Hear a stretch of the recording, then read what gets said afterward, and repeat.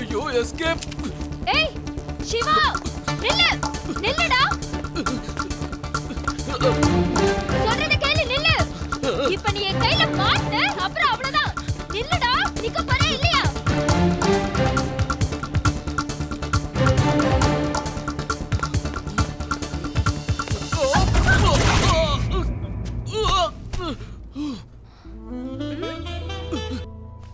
ஏய் நாலு இடத்துல திருடுறவனை கூட நான் மன்னிச்சு விட்டுருவேன். உன்னை அவ்வளவு சீக்கிரத்தில் விட மாட்டேன். ஏன் தெரியுமா? திருடன் கூட காசையும் பொருளையும் தான் திருடுவான். ஆனா நீ இந்த போலீஸ்காரியோட மனசையும் திருடணும். ஏய் உனக்கு எவ்வளவு தடவை சொல்றது என் பின்னாடி சுத்தாதனே. நீயா ஐ லவ் யூன்னு சொல்ற வரைக்கும் உன்னை நான் விடவே போறதில்ல. உனக்கு எனக்கு லவ்வா? நீ டிபார்ட்மெண்ட் பவர்ல வேலை செய்றவ, நான் எலக்ட்ரிக் பவர்ல வேலை செய்றவன். எங்க இருந்து ஒத்து வரோம்? லவ் இன்னைக்கு நேத்துக்கு வந்ததுன்னு நினைக்காத. நான் வயசுக்கு வந்தப்ப எங்க வீட்டு ஃபங்க்ஷனுக்கு மைக் செட் போட வந்தியே, அன்னைக்கு உன்னை பார்த்து விழுந்தவதானா? தயவு செஞ்சு என்ன விட்டுறேன், கையெடுத்து கும்புறேன் தாயி. உன்னை பார்த்து 10 நாள் ஆச்சு. ஒரே ஒரு முத்தம் கொடுத்துரு, உன்னை நான் விட்டுறேன். முத்தம் தானே கொடுத்து தொலைக்கிறேன். மேல இருந்து எழுதுரு. ஓகே குடு. சீக்கிரம் குடு. நீ பாத்து நின்றா வெக்க வந்துரும். கண்ணு மூடு.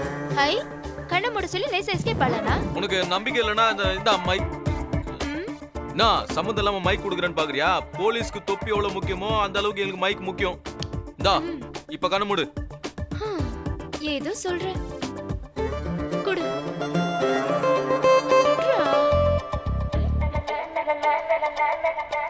குடு. டேய் உன் மைக் எங்க விட்டுட்டு போறியடா? அது டம்மி மைக், ஒரிஜினல் மைக் என்கிட்ட தான் இருக்கு. நீயே வச்சுக்கோ. என்னைக்காவது என் கையில மாட்டாமல போற? ரவுடித்தனம் பண்ணவனுங்க அவனுங்க. என்ன கட்டி வைக்கிறீங்க? எங்களை எதுவும் கேட்காத. எம்எல்ஏ ஆளுங்க மேலேயே கை வச்சுட்ட. மேட்டர் ரொம்ப சீரியஸ் ஆயிடுச்சு. உன்னை விசாரிக்கிறதுக்கு மேலிடத்துல இருந்தே ஆபீசர் வராங்க. யாரு அந்த ஆபீசர்?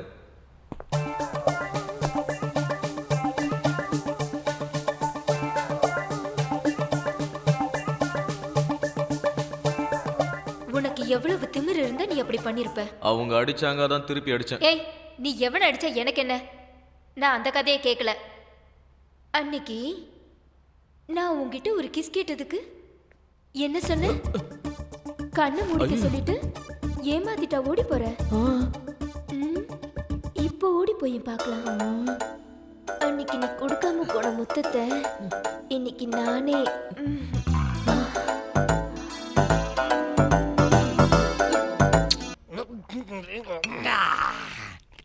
இது நான் பொறுத்துக்க முடியாது. என் ரத்தம்லாம் கொதிக்குது, என் நரம்பெல்லாம் பொடிச்சுக்கிட்டு நிக்குது. என்ன அவகிட்ட பிரமாதமா இருக்கு, நீ இவன் பின்னாடியே சுத்திக்கிட்டு இருக்கான். அதுதான் எனக்கும் புரிய மாட்டேங்குது.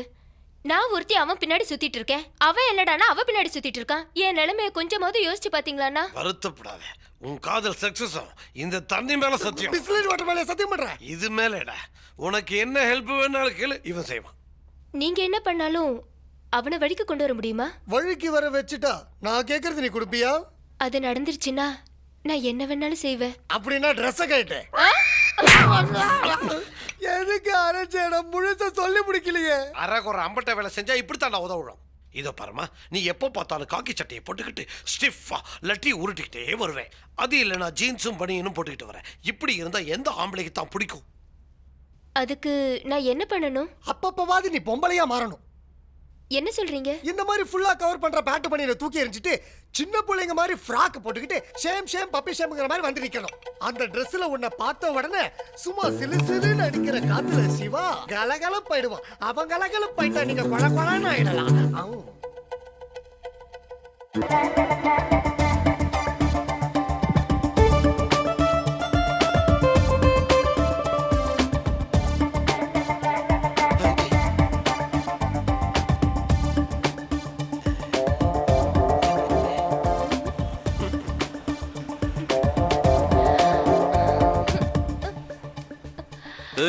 என்ன இது கோலம்? இந்த கோலத்துல வந்தா நீ கலகலப்பாயிடுவியாமே. நீ இப்படி வந்தா நான் கலகலப்பாயிடுவேன்னு எந்த லூசுக்கு முன்னாடி சொன்னா? அத பத்தி இப்ப எதுக்கு? இப்போவாவது ஐ லவ் யூ சொல்லுவியா? லவ்வா? உன்னை லவ் பண்ணனே இது வரைக்கும் எனக்கு ஐடியாவே வரல. லவ்ங்கிறது மனசை பார்த்து வரணும், உடம்ப பார்த்து வரக்கூடாது. இதெல்லாம் கழட்டி தூக்கி போட்டு போய் யூனிஃபார்ம் போட்டுக்க போ.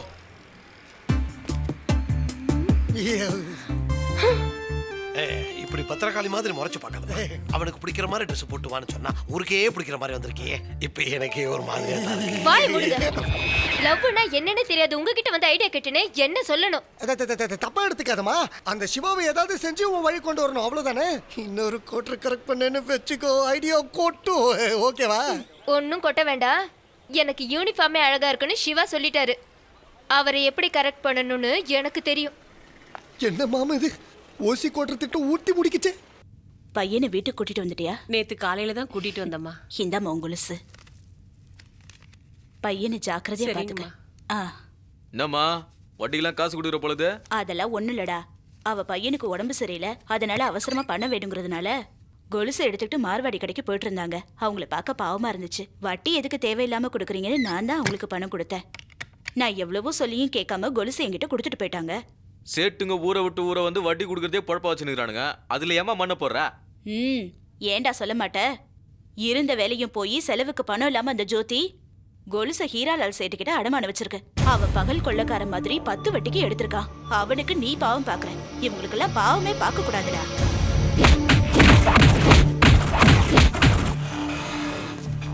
இந்த மணி அடமான வச்சு கொலுசு எதுக்கு சரியா இருக்குன்னு ஒரு தடவை பாத்துக்க. இப்படி திடீர்னு வந்து தந்தா எப்படி சார் வாங்கிக்க முடியும்? இருந்த பணமும் செலவாயிடுச்சு.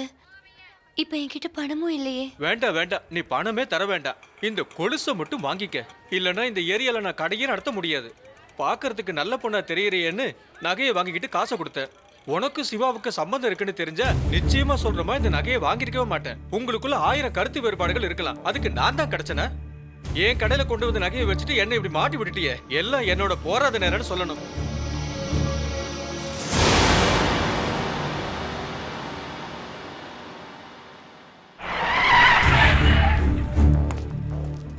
சிவா, உன்னை இன்ஸ்பெக்டர் கூட்டு சொன்னாரு. இன்னும் உன் மேல கம்ப்ளைண்ட் வந்திருக்கு. என் மேல கம்ப்ளைண்ட் பண்ற அளவுக்கு இங்க யாருக்கு தைரியம் இருக்கு? ஜோதின்னு ஒரு பொண்ணு, அந்த பொண்ணு தான் கம்ப்ளைண்ட் பண்ணிருக்கு.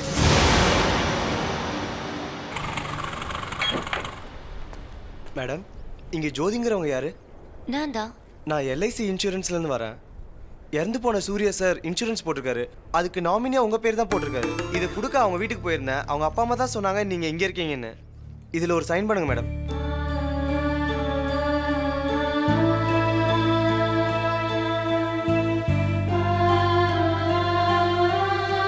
இந்தாங்க மேடம், நான் வரேன். ஏமா ஜோதி, என்னமா இதெல்லாம்? நீ ரொம்ப நல்ல பொண்ணுன்னு நினைச்ச. நீ இப்படி நடந்துக்குவே நினைக்கல. உங்க பையன் மேல கம்ப்ளைண்ட் பண்ணேங்கிறதுக்காக கோச்சிக்கிறீங்க. ஆனா ஏன் செஞ்சேன்னு யோசிச்சு பாத்தீங்களா? என்னத்தம்மா யோசிக்க சொல்ற? அவ மத்தவங்க கண்ணுக்கு ரவுடியா தான் தெரியவா. ஆனா உண்மையிலேயே அவன் நல்லவமா. அவங்க பையன் அவங்களுக்கு நல்லவன். அவங்க என்ன செஞ்சுட்டு வந்தாலும் அதை நீங்க சகிச்சுக்கலாம். அத அடுத்தவங்க சகிச்சுக்க முடியாதுங்க. உன் விஷயத்துல அவ என்ன செஞ்சான்னு சொல்லு. அன்னைக்கு என்ன ரவுடிங்க கிட்ட இருந்து காப்பாத்திக்க நான் சிவா லவ்வர்னு சொன்ன ஒரே ஒரு பொய்க்காக இன்னைக்கு ஊர் முழுக்க நான் அவனோட லவ்வர்னு சொல்லிக்கிட்டு இருக்கான். அவனால என்னோட வேலை போச்சு. மார்வாடிய அடிச்சு உதைச்சிருக்கான். இதெல்லாம் நானா செய்ய சொன்னேன். கௌரவமா வாழ்ந்துட்டு இருந்த என்ன ரோடுக்கு கொண்டு வந்துட்டான். இது பாத்தீங்களா, என் சூர்யாவோட இன்சூரன்ஸ் பணம். நான் சூர்யாவோட வாழ முடியாம போயிருக்கலாம். ஆனா என் சூர்யா செத்தும் என்னைக்கும் என்ன வாழ வச்சிட்டு இருக்காரு. இந்த பணத்தை வச்சுட்டு நான் ஐஏஎஸ் படிப்பேன். எனக்கு யாரோட உதவியும் தேவையில்லை. ஒரு பொண்ணோட மனசை புரிஞ்சுக்க முடியாத காட்டு மிராண்டிய நீங்க பெத்ததுக்கு நீங்க புள்ளைய பெத்துக்காம இருந்திருக்கலாம். எதுவும் பேசாத. அவனை பத்தி உனக்கு என்ன தெரியும்? நீ நினைக்கிற மாதிரி ஒரு பொண்ணோட மனசை புரிஞ்சுக்க முடியாத காட்டு மிராண்டி இல்ல என் பையன். இவ்வளவு நாள் வரைக்கும் சிவா என் சொந்த பையன்னு எல்லாரும் நினைச்சிட்டு இருக்காங்க. ஆனா நான் அவனோட அம்மா கிடையாது. வாழ்க்கையில யாருமே இல்லாத அனாதையா சாவ நோக்கி போயிட்டு இருந்த என்ன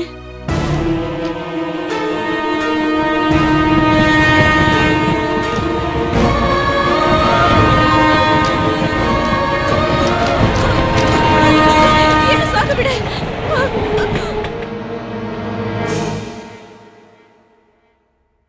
இந்த வயசுல தற்கொலை பண்ணிக்கிற அளவுக்கு அப்படி என்ன கஷ்டம் வந்தது? நான் பெத்த பசங்களுக்கு நான் பாரமா ஆயிட்டேன்பா. எனக்கு 3 பசங்க. ஒரு ஆக்சிடென்ட்ல அவங்க அப்பா இறந்துட்டாரு. இந்த 3 பசங்களையும் வளர்த்து ஆளாக்க நான் ரொம்ப கஷ்டப்பட்டேன். இப்ப 3 பேரும் நல்ல நிலைமையில இருந்து சம்பாதிச்சிட்டு இருக்காங்க. பொண்டாட்டி பிள்ளைங்களோட சந்தோஷமா இருக்காங்க.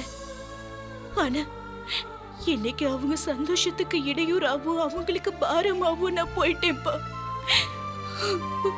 பெத்தவளுக்கு ஒருவேளை சாதம் போடுறதுக்கே யோசிக்கிற இந்த பசங்க நாளைக்கே எனக்கு ஏதாவதுன்னா முனிசிபாலிட்டி வண்டியை வச்சு யாரும் இல்லாத அனாதை பொண்ணுன்னு சொல்லி அனுப்பிடுவாங்களோட எனக்கு பயம் வந்துடுச்சுப்பா. இத்தனை வருஷமா வாழ்ந்த இந்த ஊர்ல அனாதை பொண்ணமா சாகிறத விட யாரு கண்ணிலையும் படாம எங்கேயாவது போய் என் வாழ்க்கையை முடிச்சுக்கணும்னு முடிவு பண்ணிட்டேன். அந்த நேரத்துல தான் நீ என்ன காப்பாத்துன.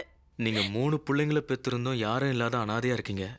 நான் யாருக்கு பிறந்தேன்னு தெரியாமலே அனாதையா வாழ்ந்துட்டு இருக்கேன். நான் உங்களை அம்மான்னு கூப்பிடவா? பிள்ளைங்களை தத்தெடுக்கிற பெத்தவங்களை நீ பாத்திருக்கலாம், ஆனா பெத்தவங்களை தத்தெடுக்கிற பிள்ளைய நீ பாத்திருக்கவே மாட்டேன். அம்மாவா என்ன தத்தெடுத்துக்கிட்டவன் சிவா. அந்த நல்லவனை பத்தி தப்பா பேசுறது இல்ல, தப்பா நினைக்க கூட கூடாது.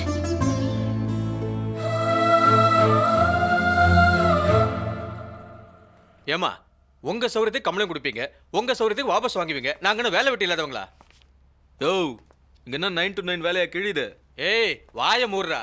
உள்ள வச்சாலும் அடங்க மாட்டேங்கிறிய. கொஞ்சம் இருமா, ஐயா கிட்ட கேட்டு வந்துடுறேன். யோ, அந்த இம்சையை வெளியே அனுப்பியா? இந்தம்மா, இதுல ஒரு சைன் பண்ணு.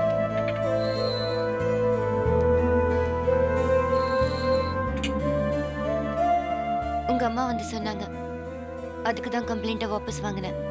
நீ வாபஸ் வாங்கினாலும் வாங்கலனாலும் நான் கொடுக்குற டார்ச்சருக்கு இவன் என்ன சாயந்தரமே வீட்டுக்கு அனுப்பிச்சிருப்பான். நீ தேவையில்லாம டைம் வேஸ்ட் பண்ணிட்டு இருக்காத, வீட்டுக்கு கிளம்பு. டேய் வரேன்டா. என்ன மரியாதைடா, உன்னால ஸ்டேஷன்லயே மரியாதை போகுது. அம்மா, ஐயாவுக்கு ஒரு தேங்க்ஸ் சொல்லிட்டு கிளம்பு.